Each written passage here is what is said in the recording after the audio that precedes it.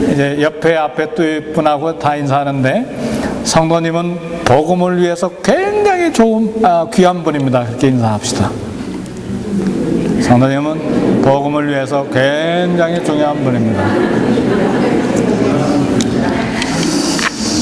오늘 인사가요, 참 의미 있는 인사입니다. 제가 브라질에서 선교사로 있을 때 많이 브라질 교인들에게 들었던 인사이기도 하고, 이 인사가 브라질 사람들, 성도들을 얼마나 힘있게 만드는지 몰라요.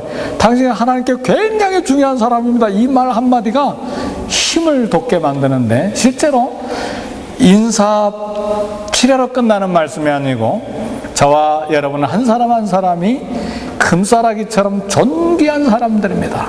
복음을 위해서, 교회를 위해서, 또 서로 성도와 성도를 위해서 존귀한 분들입니다.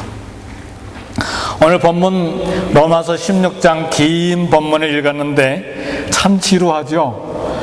37명 가까이 되는 사람을 우리가 다 읽었어요. 물론 그 뒤에 사람들이 더 나옵니다만은, 이 로마서 마지막 16장에 무려 37명의 사람들의 이름이 나오는데, 우리가 성경을 읽기가 좀 어려운 본문이에요.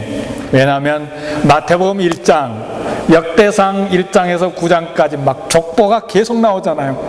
그거 외국인 이름 다 하나하나, 오늘 저도 읽는데 발음이 잘 안 돼가지고 그냥 발음이 새나간 이름도 있었어요. 이게 참 어려운데 아마 힘들고 지루해요. 목사라고 그거 읽는데 하나하나 다 기쁨으로 읽는가? 그거 아닙니다. 다 힘든 건데, 그러나 금을 제조하는 사람들이, 금세공업자들이 금 한 조각 한 조각, 그 한 조각이라도 놓칠 수가 없잖아요. 얼마나 금이 소중합니까? 절대로 놓칠 수 없는 것처럼 여기 나오는 한 사람 한 사람 소중한 보석과도 같은 사람입니다. 여기 앉아있는 우리 성도님들 한 사람 한 사람 하나님에 대하여 굉장히 중요한 사람들입니다. 아멘. 아멘 소리가 이렇게 작나요? 우리 그리스도인 자존감이 얼마나 낮은지 몰라요. 성도 여러분, 실제로 하나님께서 그렇게 존귀하게 생각합니다.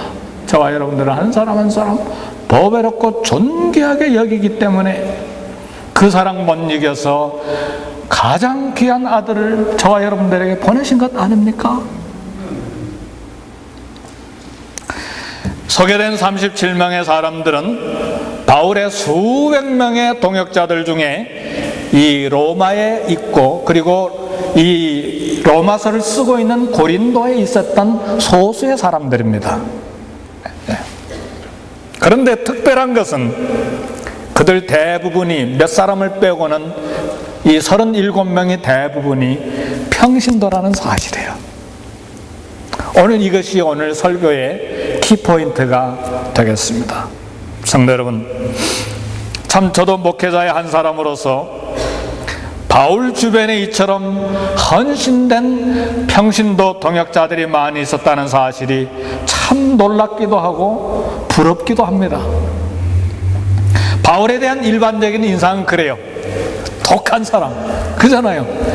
이 안디옥 교회에 자기를 부목사로 초청했던 바나바 목사님하고 대판 싸워가지고 이 조카 마가 때문에 선교사에게 어렵다고 중간에 마가가 그냥 이탈해버렸잖아요.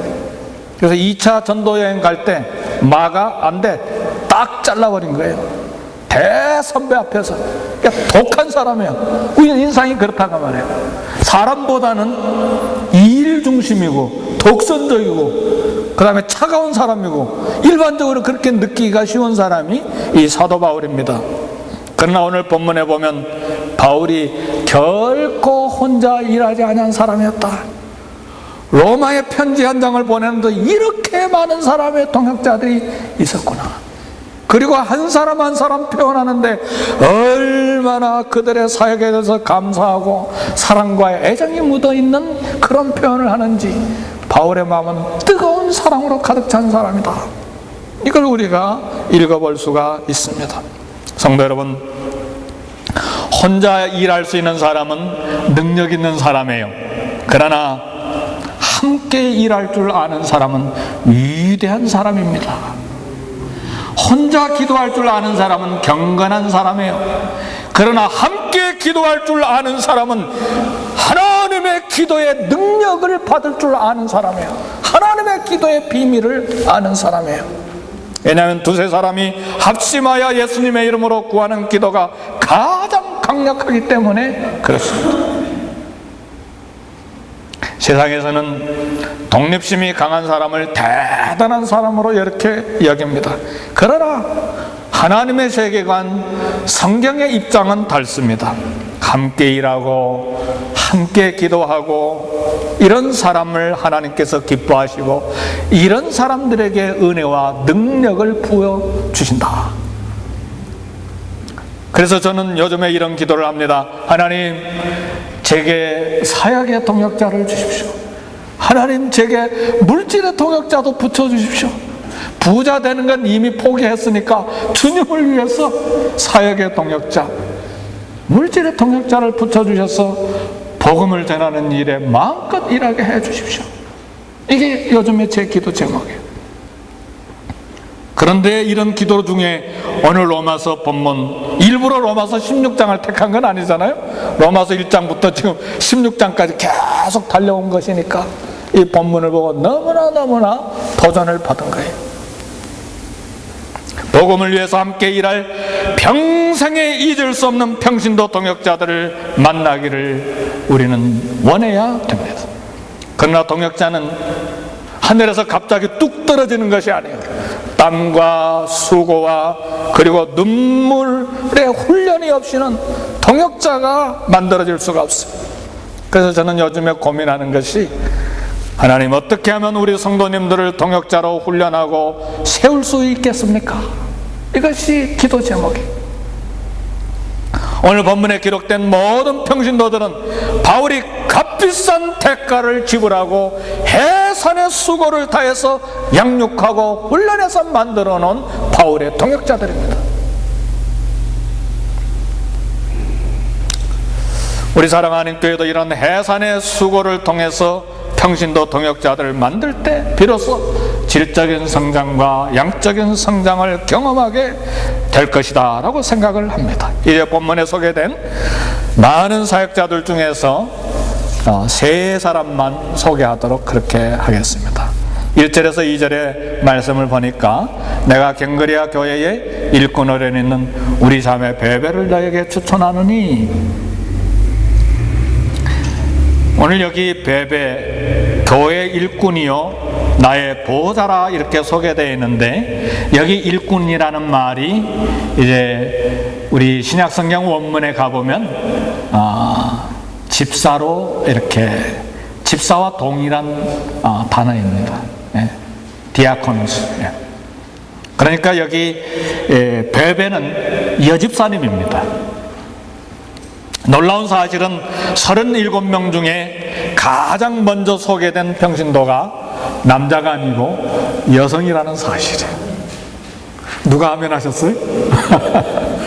참 놀라운 사실이에요. 초대교회나 오늘 이 시대의 교회도 마찬가지로 여성들의 역할은 대단히 중요합니다. 바울 선교 사역에 있어서도 마찬가지였어요. 여성들의 역할이 얼마나 컸는지 몰라요. 유럽에 건너가서 최초로 세웠던 빌립보 교회, 루디아, 이 성도, 여자 성도를 만나지 않았더라면 유럽의 최초의 교회인 빌립보 교회가 만들어지기가 어려웠습니다. 비록 여성들이 교회를 대표하지는 않지만 하늘나라에서는 이 여성들의 헌신된 사역을 결코 가볍게 여기지 않습니다. 그러므로 이 37명의 사역자 중에서 여성들의 이름이 9명이나 나왔습니다. 그리고 가장 먼저 여집사인 베베의 이름을 소개한 것은 조금도 이상한 일이 아닙니다. 그래서 우리 교회에서 여성도님들의 수고를 굉장히 존귀하게 여겨야 돼요. 여자분들이니까 잠잠하세요. 아닙니다. 우리 교회 여성도님들이 없어 봐요. 당장 부엌이 안 돌아가요. 맞습니까? 네. 베베의 고향은 고린도 지방의 겐그레아, 그렇게 나와 있는데 항구 도시입니다. 고린도 중심 도시에서 약 10km 정도밖에 떨어지지 않은 아주 가까운 곳인데, 고린도에서 바울이 복음을 전할 때 이 베베 자매가 예수님을 믿었어요. 근데 로마서는 바울이 고린도 도시에서 이 로마서를 기록했습니다. 오늘날처럼 컴퓨터에서 나오는 A4 용지에다가 쓱쓱 써가지고 보낸 편지가 아니잖아요. 붓으로, 그리고 두루마리에다가 정성껏 쓴 편지이기 때문에, 16장이나 쓰는 편지이기 때문에 부피가 얼마나 컸겠습니까? 근데 놀라운 사실은 이 부피가 큰 대단히 중요한 이 편지를 여집사님인 베베가 이 로마서를 로마 교회에 전달할 역할을 했습니다. 얼마나 바울이 깊게 이 베베를 신뢰했으면 이 여자 성도에게 로마서를 로마 교회에 전달하는 역할을 부탁했을까를 생각합니다. 베베의 헌신의 구체적인 사역이 2절에 나와 있어요. 너희가 주 안에서 성도들의 합당한 예절로 그를 영접하고 무엇이든지 그에게 소용되는 바를 도와줄지니. 그러니까 이 편지를 가지고 로마 교회에 가면 로마 성도들은 이 자매를 도와주라 그 말입니다. 이는 그가 여러 사람과 나의 보호자가 되었습니다. 바울의 보호자가 됐다. 이게 무슨 말이냐면, 바울이 목회와 선교 사역의 재정적인 필요를 이 베베가 도왔다는 말입니다. 바울은 처음에 선교할 때 텐트 메이커였어요. 자비랑이었어요. 천막을 만드는 기술을 가지고 있었기 때문에 자기가 돈을 벌어서 생존하고, 그리고 일용할 양식을 삼고, 그리고 선교를 했어요. 그런데 복음이 점점 확장되고 교회가 점점 이렇게 개척이 되면서 도무지 일하면서 사역을 할 수가 없었어요. 그래서 사역의 범위가 커지고 사역이 많아지면서 자비랑으로만 선교할 수가 없었을 때에, 이때 베베가 바울이 말씀을 증거하고 가르치는 사역에 전무하도록 재정적인 부분을 감당했습니다. 참 베베는 평신도 여성으로서 참 이름 없이 빛 없이 일한 사람이에요. 우리 오병리의 기적에 나타난 사건을 보더라도 남자만 5,000명이 먹었다고 그랬어요. 여자는 싹 빼버렸어요. 남자만 5,000명 모였으면 여자가 몇 명이 모였을까요 그때? 제 생각에는 5,000명은 더 모였을 것 같아요. 10,000명은 모이지 않았을까? 이 정도로 이 당시에 구약 신약 마찬가지로 여성들의 존재 가치가 없었던 시대. 그러나 이 평신도 여성으로서 베베는 이름 없이 빛 없이 일했지만, 드러나지 않냐고 이름 없이 일했지만 주님께 헌신한 사람들의 수고를 하나님께서 결코 잊지 아니하시고 이 로마서 마지막 장에 그의 수고를 기록해놨습니다.